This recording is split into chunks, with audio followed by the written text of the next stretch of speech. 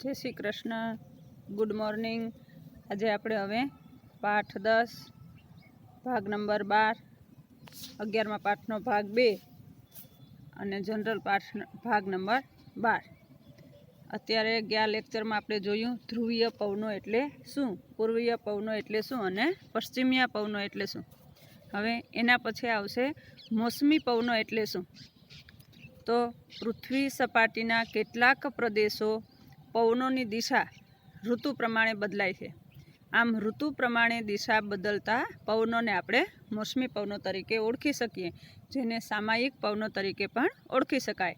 એવા ભારત, પાકિસ્તાન, બાંગ્લાદેશ, મ્યાનમાર, શ્રીલંકા, ચીન, Korea, Japan, Taiwan વગેરે મોસમી પવનો અનુભવાતા મુખ્ય દેશો છે। આ સિવાય ઉત્તર ઓસ્ટ્રેલિયા, માડાગાસ્કર, નાઇજીરિયા, ઘાના અને યુએસનો દક્ષિણ ભાગ પણ મોસમી પવનોની થોડી અસર અનુભવે છે। આમ મોસમી પવનોને આપણે બે ભાગમાં વહેંચી શકાય। મોસમી પવનો એટલે કેટલાક પ્રદેશોમાં એ ઋતુગત પરિવર્તન જોવા મળે, એટલે પવનોની દિશા ઋતુ પ્રમાણે બદલાય છે। એ ઋતુ પ્રમાણે બદલાતા પવનોને આપણે સામાયિક પવનો તરીકે ઓળખી શકાય અથવા મોસમી પવનો તરીકે પણ ઓળખી શકાય। તો એના બે વિભાગ પડે છે। મોસમી પવનોના પેટા વિભાગ બે। એમાં પહેલો પેટા વિભાગ આવશે ઉનાળાના મોસમી પવનો અને શિયાળાના મોસમી પવનો। ઉનાળાના મોસમી પવનો કોને કહી શકાય? તો ઉનાળામાં એશિયાના ઉત્તર પશ્ચિમ જમીન વિસ્તારો પર ઊંચા તાપમાનને કારણે અહીં હલકું દબાણ રચાય છે। આ વિસ્તારોની નજીકમાં આવેલા અરબ સાગર, બંગાળાની ખાડીના અને હિન્દ મહાસાગરના જળ વિસ્તારો પર નીચા તાપમાનને કારણે હવાનું દબાણ કેવું રચાય? ભારે રચાય છે। આવી પરિસ્થિતિનું દબાણનું સમતોલન જાળવી રાખવા માટે વિષુવવૃત્તની દક્ષિણે અગ્નિકોણીય એટલે કે વ્યાપારિક પવનો ઉત્તર તરફ આગળ વધે છે, તો વિષુવવૃત્તને ઓળંગીને આ પવનો દિશા બદલે છે, એટલે એ નૈઋત્ય કોણીય એટલે કયો વિસ્તાર? તો દક્ષિણ અને પશ્ચિમ મોસમી પવનો બને। આમ આવા પવનો ઉનાળાના મોસમી પવનો તરીકે ઓળખી શકાય। અહીંયા મોસમી પવનો એ ઉનાળા એટલે કે મોસમી પવનો અને આપણે સામાયિક પવનો કહીએ, ઋતુગત એ દિશા પરિવર્તન કરે છે, જેને કારણે ઉનાળામાં એશિયાના ઉત્તર પશ્ચિમ જમીન વિસ્તારો પર ઊંચા તાપમાનને કારણે હલકું દબાણ રચાય છે અને એ વિસ્તારોમાં એટલે કે અરબ સાગર હોય કે બંગાળાની ખાડી હોય કે હિન્દ મહાસાગર હોય ત્યાં નીચા તાપમાન હોય, જેને કારણે ત્યાં ભારે દબાણ રચાય છે। અહીં આકૃતિ દ્વારા પણ આપણે સ્પષ્ટ જોઈ શકીએ કે હલકું દબાણ અને ભારે દબાણની રચના એ ઋતુગત હોઈ શકે। હવે એ જ પરિસ્થિતિ જોઈએ તો કે એ પવનો વિશાળ જળ રાશિ સાથે વાતાવરણમાં હોતા હોવાથી તે ભેજ ભરપૂર હોય, તેથી એ પવનો સાગર કિનારાને નજીકમાં વધારે વૃષ્ટિ આપે, વધારે વરસાદ આપે છે। જ્યારે આ માર્ગમાં અવરોધક બનતા ઊંચા પહાડી પ્રદેશોની પવનાભિમુખ બાજુએ ભારે વૃષ્ટિ પડે છે। દાખલા તરીકે પશ્ચિમ ઘાટને કારણે ભારત પશ્ચિમ કિનારે મલબારમાં 200 સેમીથી પણ વધારે વૃષ્ટિ આપી શકે। તો એનું કારણ તો કે પવનોના વિશાળ જળ રાશિ સાથે ત્યાં ભેજનું પ્રમાણ વધારે હોય, એને કારણે આવા મલબાર જેવા વિસ્તારમાં 200 સેમીથી વધારે વૃષ્ટિજળ આપી શકે। એનું કારણ પણ એ ઉનાળામાં મોસમી પવનોની દિશા કયા પ્રદેશમાંથી કેવી રીતે વહે અને પવનાભિમુખની બાજુમાં ભારે વૃષ્ટિ પડે એ પહાડી વિસ્તારોમાં આપણને ખ્યાલ છે। એ જ પરિસ્થિતિ હવે શિયાળામાં જો ઉનાળામાં અને શિયાળામાં ભારે દબાણ અને હલકું દબાણ, એ જ પરિસ્થિતિ ઉનાળામાં જે પરિસ્થિતિ છે ઉત્તર પૂર્વ કે દક્ષિણ પૂર્વીય પવનો કઈ દિશામાંથી કઈ તરફ આગળ વધે? ઉત્તર તરફ આગળ વધે છે, તો એની વિરુદ્ધ દિશામાં ઉનાળામાં ગરમ આબોહવા હોય, જ્યારે શિયાળામાં ઠંડી વાતાવરણ હોય, ઠંડીનું વાતાવરણ હોય એટલે ભેજવાળું વાતાવરણ હોય, જેને કારણે ત્યાં જો ઉનાળામાં હલકું દબાણ હોય તો એ જ વિસ્તારમાં શિયાળામાં ત્યાં ભારે દબાણ હશે અને ઉનાળામાં જ્યાં ભારે દબાણ હોય ત્યાં શિયાળામાં ત્યાં હલકું દબાણ હોય। આકૃતિ દ્વારા પણ આપણે સ્પષ્ટ જોઈ શકાય।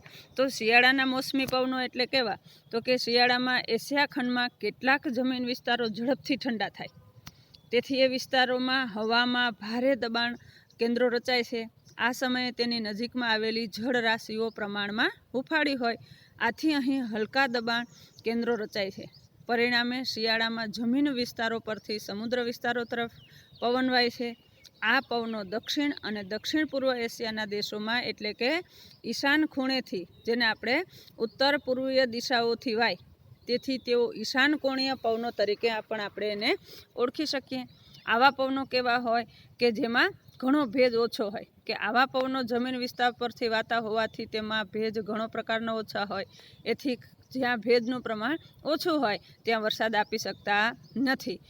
અને પરંતુ ઈશાન કોણીય પવનો જો નૈઋત્યમાં ઉનાળાની પરિસ્થિતિમાં આપણે જોયું કે એ દક્ષિણ પૂર્વીય અને દક્ષિણ પશ્ચિમમાં મોસમી પવનો ઉનાળામાં મોસમી પવનો તરીકે ઓળખી શકાય.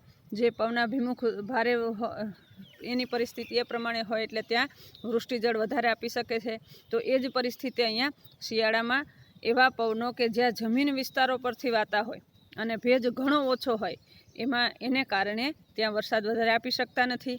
પરંતુ ઈશાન કોણીય પવનોમાં કેટલાક ફાટાઓ સમુદ્ર પરથી પસાર થાય. જો અહીંયા જે પ્રદેશમાં જે પરિસ્થિતિ ભેજવાળી અને ગરમ, એમાં અલગ પ્રદેશમાં અલગ ફાટા પડતા હોય, તો ઈશાન કોણીય મોસમી પવનોમાં કેટલાક ફાટાઓ સમુદ્રથી પસાર થાય ત્યારે ભેજવાળા બનીને તે વૃષ્ટિ આપે છે. જેમ કે ભારતમાં પૂર્વ કિનારે શ્રીલંકાના ઉત્તરના વિસ્તારોમાં ક્યારે, તો કે ડિસેમ્બર અને જાન્યુઆરીના સમયગાળામાં બંગાળાની ખાડી પરથી પસાર થતા પવનો એટલે કે મોસમી પવનો ભારે વૃષ્ટિ આપી શકે. તો એ જ પરિસ્થિતિમાં મોસમી પવનો દ્વારા પડતી વૃષ્ટિ કેવી હોય? અનિયમિત હોય, અનિશ્ચિત હોય. કારણ કે પવનની દિશા ઋતુ પ્રમાણે પરિવર્તિત પામે છે, જેથી કરીને આપણે એને મોસમી અથવા સામાયિક પવનો કહી શકાય. જેને કારણે એવું આપણે કહી શકીએ કે મોસમી પવનો દ્વારા વૃષ્ટિ હંમેશા અનિયમિત અને અનિશ્ચિત હોય. વર્ષા ઋતુ ક્યારેક વહેલી શરૂ થઈ જાય છે અને વહેલી પૂરી થાય, તો ક્યારેક મોડી શરૂ થાય, વહેલી પૂરી થાય. મોસમી પવનો ક્યારેક અતિવૃષ્ટિ સર્જે તો ક્યારેક અનાવૃષ્ટિ પણ સર્જે છે. એટલે જ આ વિસ્તારના ખેડૂતોને પ્રારબ્ધવાદી તરીકે ઓળખી શકાય. અને ભારતમાં વરસાદની અનિશ્ચિત સ્થિતિ માટે મોસમી પવનો જ જવાબદાર છે.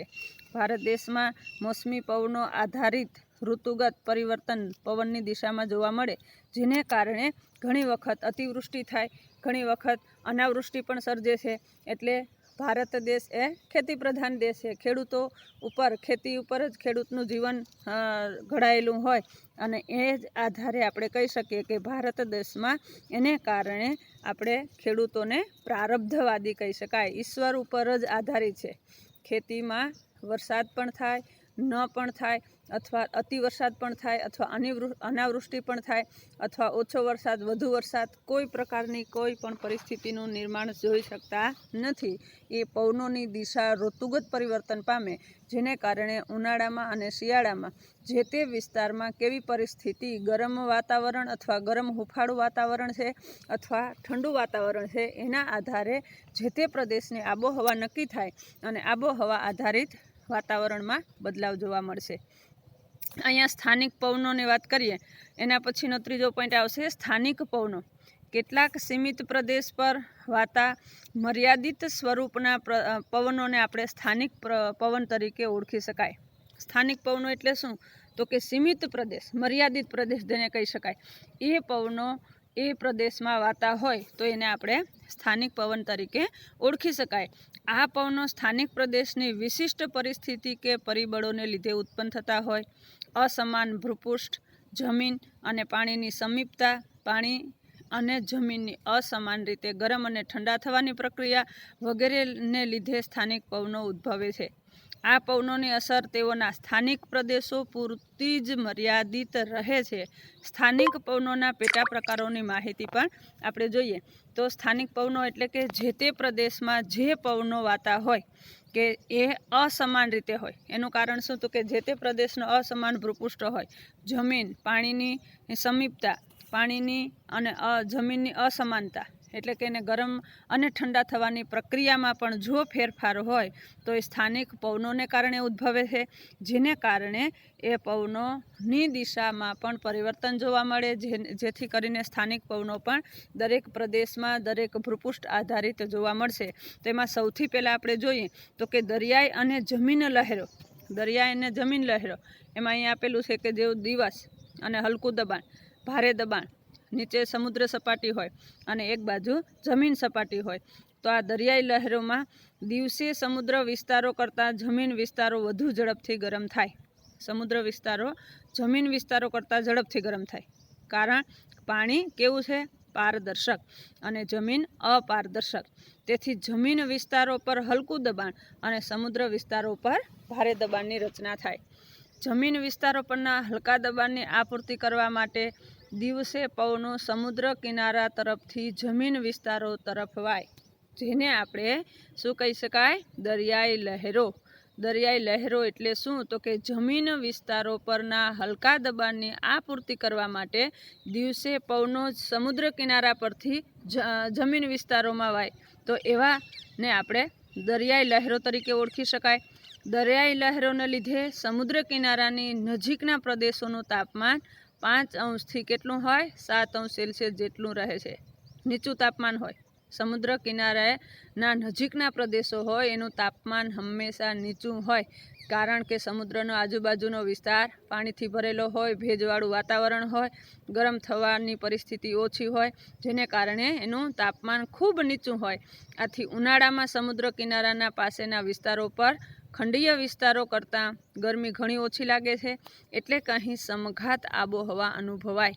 ઉનાળામાં સમુદ્ર કિનારાના આજુબાજુના જે ખંડીય વિસ્તારો છે જેમાં ગરમી ઘણી ઓછી લાગે છે, એટલે સમુદ્ર કિનારે આપણે ફરવા જઈએ છીએ, ઉનાળામાં એ સમુદ્ર કિનારે જઈએ તો આપણને તાપ લાગતો નથી, કારણ કે ઠંડો પ્રદેશ હોય, ઠંડો વિસ્તાર હોય, તો એવા ખંડીય વિસ્તારો કરતાં ગરમી ઘણી ઓછી જોવા મળશે, જેને કારણે ત્યાં આબોહવા સમઘાત અનુભવાય.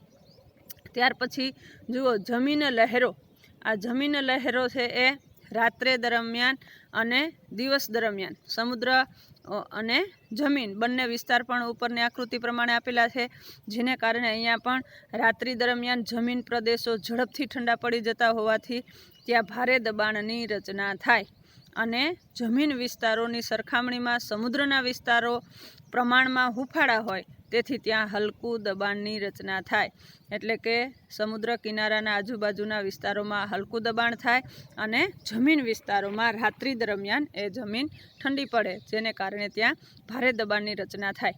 તેથી સમુદ્ર વિસ્તારોના હલકા દબાણની આપૂર્તિ માટે રાત્રિ દરમિયાન જમીન વિસ્તારો પરથી સમુદ્ર વિસ્તારો તરફ આપણે જે પવનો વાતા હોય એને આપણે જમીન લહેરો તરીકે ઓળખી શકાય.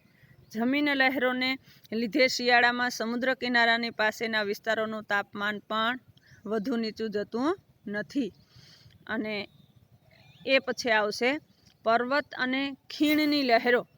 આ પર્વત અને ખીણની લહેરો રાત્રિ દરમિયાન અને દિવસ દરમિયાન, જો સૂર્ય નું પ્રતીક આપેલું છે, એક બાજુ ચંદ્ર આપેલો છે, એનો મતલબ રાત્રિનો સમય અને દિવસ દરમિયાન. દિવસ દરમિયાન અને રાત્રિ દરમિયાન પર્વત અને ખીણની લહેરોમાં શું થાય? તો કે પવનો એટલે કે આ પવનો પર્વત અને ખીણની લહેરો એટલે પવનની દિશા. આ પવનો પર્વત અને ખીણની વચ્ચે તાપમાન અને દબાણની અસમાનતાને કારણે ઉત્પન્ન થાય છે.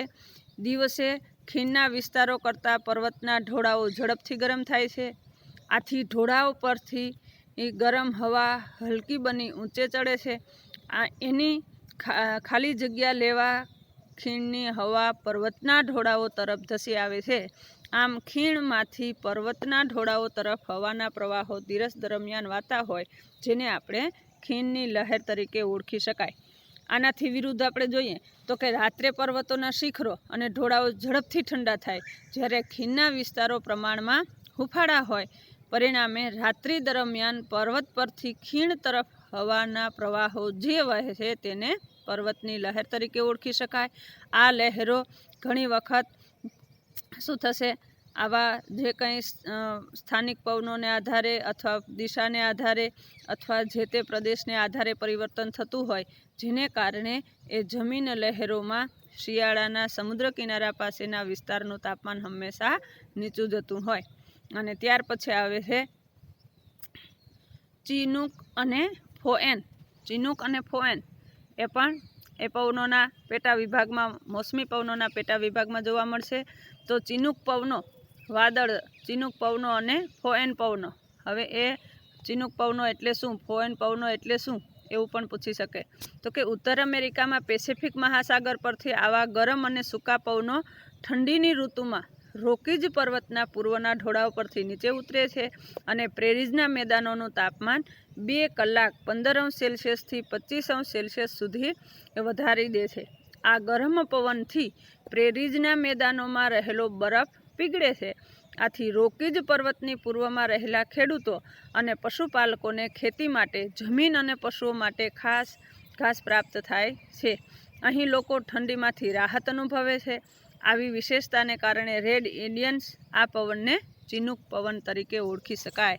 યાદ રાખજો, અંડરલાઇન કરજો. રેડ ઇન્ડિયનને જે આ પવનો છે જે લોકોને ઠંડીમાં રાહત આપે છે, પશુપાલકો માટે પણ અને જમીન માટે પણ એ ખૂબ મહત્ત્વના પરિબળ તરીકે રોકીજ પર્વતની પૂર્વમાં આવેલા ખેડૂતો માટે અને એ જ ખેડૂતો જે પશુપાલકોનું પાલન કરે છે એટલે ખેતી માટે અને જમીન માટે પશુઓને ઘાસ પ્રાપ્ત થાય એના માટે પણ એ ઉત્તમ છે. એનો અર્થ થાય છે બરફ. એ જ પ્રમાણે એને આપણે રેડ ઇન્ડિયન્સ પવન તરીકે ઓળખી શકાય અને આ રેડ ઇન્ડિયન્સ પવનને ચિનુક પવન તરીકે ઓળખી શકાય. એનો અર્થ શું થાય? ચિનુકનો અર્થ શું થશે? બરફભક્ષી પવનો. રેડ ઇન્ડિયન્સ આ પવનને ચિનુક કહે છે, જેનો અર્થ થાય બરફભક્ષી પવનો. ફોએન ચિનુક પવનોની જેમ સૂકા, ગરમ અને તોફાની પવનો છે, જે દક્ષિણ દિશાથી આલ્પ્સ પર્વતને ઓળંગીને યુરોપ, સ્વિટ્ઝરલેન્ડના મેદાની પ્રદેશો તરફ વહે છે. ત્યાં તે ફોએન તરીકે ઓળખાય છે. પર્વતના ઢાળ પરથી ઉતરતી વખતે આ પવનો ઘર્ષણને કારણે વધુ ગરમ બને છે, પોતાની ગરમીથી બરફને પીગળાવે છે. આથી અહીં પશુપાલન પ્રવૃત્તિ કરી શકાય. આ ગરમ પવનોની અસરને લીધે દ્રાક્ષ, મોસંબી જેવા ખાટા રસવાળા ફળોની ખેતીમાં ઉત્તમ લાભ થાય.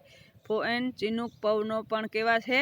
સૂકા, ગરમ અને તોફાની છે, જે દક્ષિણ દિશાથી આલ્પ્સ પર્વત ઓળંગીને યુરોપના મેદાનો સુધી વહે છે, જેને આપણે ફોએન પવન તરીકે ઓળખી શકાય. હવે એના પછી આવશે ગ. લૂ અને નોર્વેસ્ટર પવન એટલે શું? તો કે ઉત્તર ભારત અને વાયવ્ય ભારતના મેદાની પ્રદેશમાં મે અને જૂનમાં બપોર પછી પશ્ચિમ દિશાએથી આવતા ગરમ અને સૂકા પવનોને આપણે લૂ તરીકે ઓળખવામાં આવે.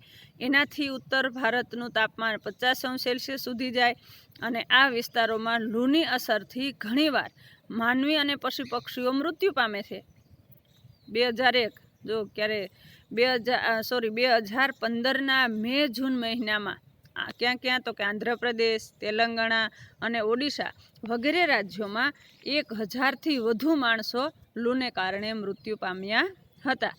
આ જ પ્રમાણે ચોમાસું શરૂ થાય એ પહેલાં પશ્ચિમ બંગાળ પર વાયવ્ય દિશાએથી ધૂળની ડમરીઓ સાથે ગરમ અને સૂકા પવનો વેગથી ધસી જાય છે, જે નોર્વેસ્ટર તરીકે આપણે ઓળખી શકાય. વૈશાખ મહિનામાં આવા પવનો જાનમાલને ખૂબ નુકસાન કરતા હોવાથી એને આપણે કાળ વૈશાખી તરીકે પણ ઓળખી શકીએ. ત્યાર પછી આવશે ચ. મિસ્ટ્રલ અને બોરા.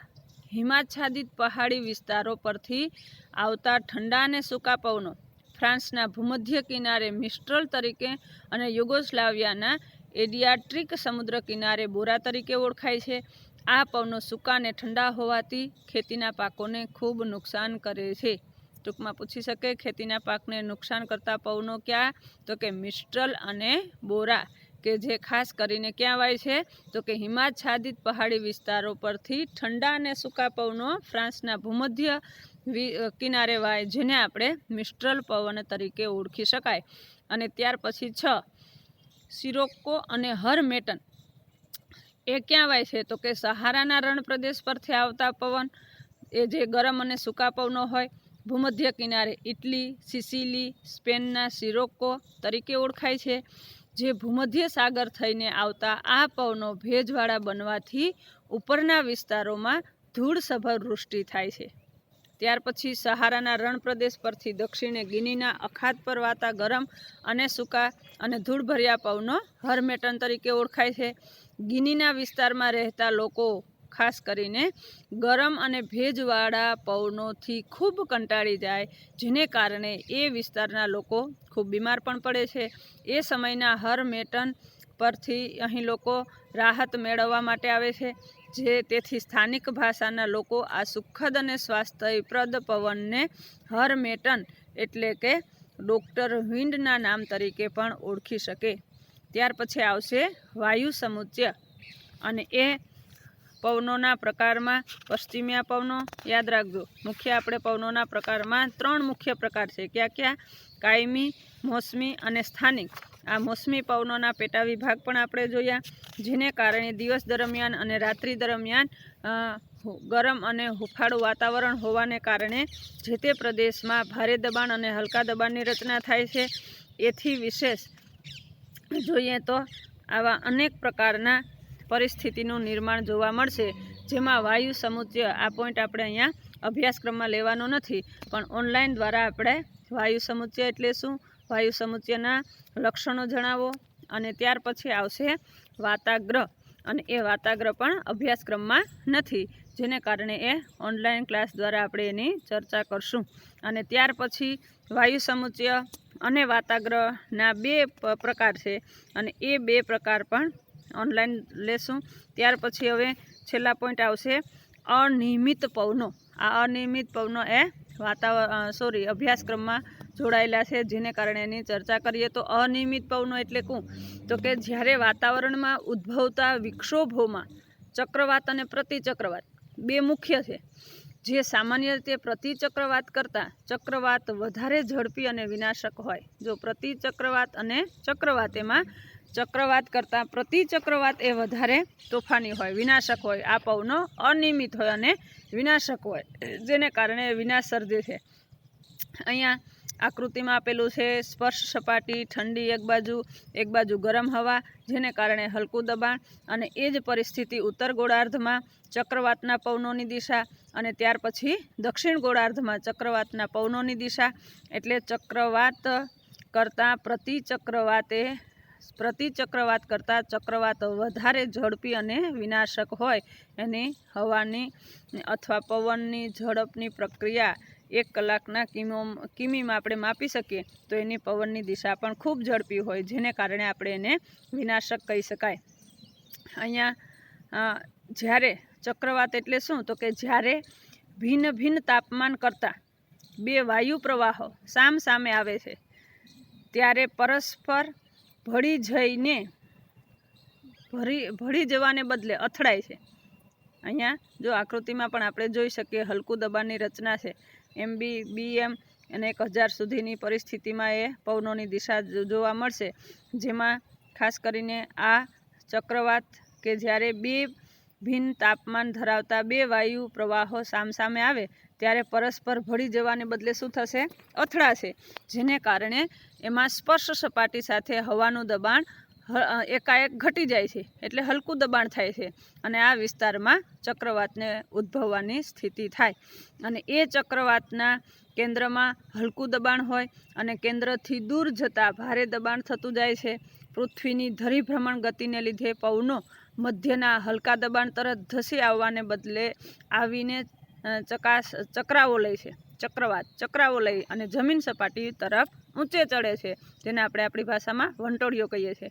ચક્રવાતના પવનોની ગતિ ઉત્તર ગોળાર્ધમાં ઘડિયાળના કાંટાના ફરવાની વિરુદ્ધ દિશામાં, અને દક્ષિણ ગોળાર્ધમાં ઘડિયાળના કાંટાના ફરવાની દિશામાં હોય. ચક્રવાત ક્યાં મોટો ફેરફાર લાવે? તો કે યુરોપ અને અમેરિકાના ખંડમાં હવામાનમાં મોટો ફેરફાર લાવી શકે, જેને કારણે એમાં ભારે નુકસાન થાય. વિશ્વમાં સૌથી વિનાશક ચક્રવાત એન્ટાર્કટિકા ખંડમાં ફૂંકાય છે. યાદ રાખજો, વિશ્વમાં સૌથી વિનાશક ચક્રવાત ક્યાં ફેલાય? એન્ટાર્કટિકા ખંડમાં. ભારતમાં કોઈકવાર આવા તોફાની ચક્રવાતો સમુદ્ર પરથી ભેજ લઈને આવે છે, ત્યારે વૃષ્ટિજળ આપે છે, તેમજ સમુદ્ર કિનારા પાસેના વિસ્તારોમાં ભારે તારાજી સર્જે છે. ચક્રવાત એ વિનાશક છે, જેને કારણે એ ઘણી વખત તોફાની ચક્રવાતો સમુદ્ર તરફ ભેજ લઈને આવે છે, ત્યારે ખૂબ વૃષ્ટિજળ આપે છે, અને એ જ સમુદ્ર કિનારા પાસેના વિસ્તારોમાં ભારે તારાજી સર્જાય છે, એટલે કે વિનાશ થાય છે.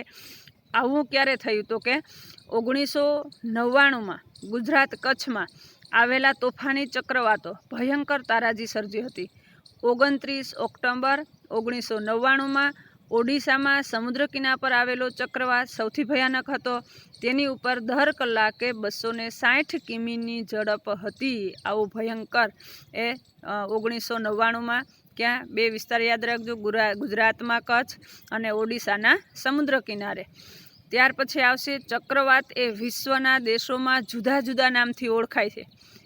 એક જેમ કે વેસ્ટ ઇન્ડિઝ અને મેક્સિકોના અખાતમાં હરિકેન.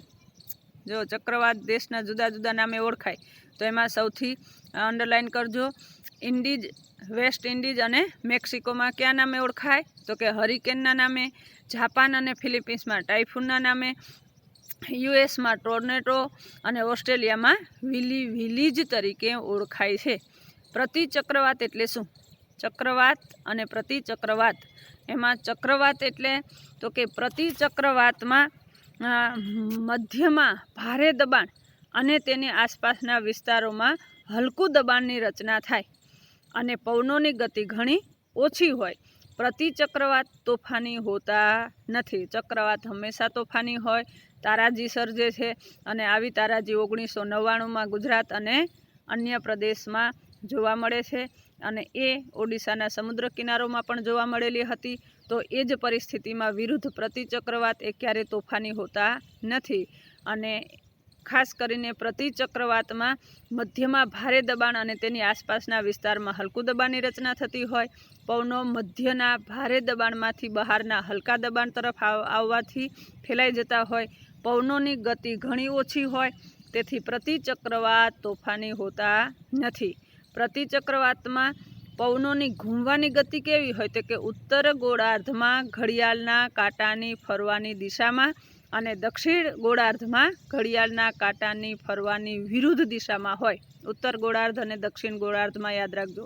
ઉત્તર ગોળાર્ધમાં ઘડિયાળના કાંટાની ફરવાની દિશાના આધારે અને દક્ષિણ ગોળાર્ધમાં ઘડિયાળનો કાંટાની વિરુદ્ધ દિશામાં હોય. પ્રતિચક્રવાતમાં પવન ઉપરથી નીચે ઉતરે છે, તેથી તાપમાનમાં વધારો થાય. પવન ઉપરથી નીચે ઉતરે એટલે તાપમાનમાં વધારો થાય. જેમ જેમ આપણે ઊંચાઈ ઉપર જઈએ એમ તાપમાન ઘટે છે. અહીંયા એ તાપમાનના પરિણામે શું થશે તો કે પવનો વૃષ્ટિ લાવી શકતા નથી. ઉપરથી નીચે તરફ ઉતરે, તાપમાનમાં વધારો થાય. જ્યાં ખૂબ તાપમાન ગરમ હોય ત્યાં વરસાદ હોતો નથી. હુંફાળું અને ગરમ હોય અને ભેજવાળું વાતાવરણ હોય ત્યાં જ વરસાદ થાય. પણ અહીંયા પ્રતિચક્રવાતમાં પવનોની વૃષ્ટિ લાવી શકતા નથી. તેથી પ્રતિચક્રવાત સમુદ્ર ઉપર થઈને પસાર થાય ત્યારે થોડીક વૃષ્ટિ થાય છે. વર્તમાન સમયમાં રડાર અને કૃત્રિમ ઉપગ્રહની મદદથી પ્રતિચક્રવાતોનું પૂર્વ અનુમાન કરી શકાય. જેમ કે ટીવી, રેડિયો અને આવા સમાચારપત્રો દ્વારા લોકોને અગાઉથી જાણકારી આપીને સાવચેતીના આગોતરા પગલાં પણ લઈ શકાય, જેથી કરીને જે તે વિસ્તારમાં લોકો પોતે સુરક્ષિત રહી શકે, પોતાની વ્યવસ્થા પણ જાળવી શકે. તો આવી રીતે આપણે આજે મોસમી પવનો એટલે શું, એના પ્રકારો, એના પેટા વિભાગ અને એની સાથે વાયુ સમુચ્ચય એટલે શું, વાયુ સમુચ્ચયના લક્ષણો, વાતાગ્રહ એ અભ્યાસ કોર્સના બાદના પણ છે. એના સિવાયના અનિયમિત પવનો, આવા અનિયમિત પવનોમાં ચક્રવાત અને પ્રતિચક્રવાત, અને એ ચક્રવાત ખૂબ તોફાની હોય, પ્રતિચક્રવાત તોફાની હોતા નથી. અને એને કારણે ચક્રવાત અને જ્યારે ચક્રવાત એ પવનોની દિશામાં ઉત્તર અને દક્ષિણ ગોળાર્ધમાં બંનેમાં વિરુદ્ધ દિશામાં હોય અને એને કારણે જ્યાં ગરમ અને હુંફાળું વાતાવરણ અથવા ભેજવાળું વાતાવરણ હોય ત્યાં વધારે વરસાદ આપી શકે એવા પ્રદેશોમાં, અને જ્યાં ખૂબ ગરમ તાપમાન હોય અથવા તાપમાનમાં વધારો હોય એ પવન વરસાદ આપી શકતા નથી. એટલે કે પવનો પણ વાતાવરણને અનુકૂળ બનાવવા માટે ખૂબ મહત્ત્વનું પરિબળ ગણી શકાય. એટલે પવન એટલે શું, હવે આપણે અહીંયા આ પાઠ પૂર્ણ થાય છે. નીચેના પ્રશ્નોના સવિસ્તાર જવાબ આપો. એમાં પવન એટલે શું, પવનના પ્રકારો જણાવી મોસમી પવનોની માહિતી આપો. ત્યાર પછી 1 પોઈન્ટ અને એના પછી દબાણ પટ્ટાઓની આકૃતિ દોરી વિષુવવૃત્તીય લઘુ દાબ પટ્ટ વિશે માહિતી આપો. એટલે પ્રશ્ન નંબર 1, પ્રશ્ન નંબર 2 આ બંને અસાઇનમેન્ટમાં પ્રશ્ન લખવાના રહેશે.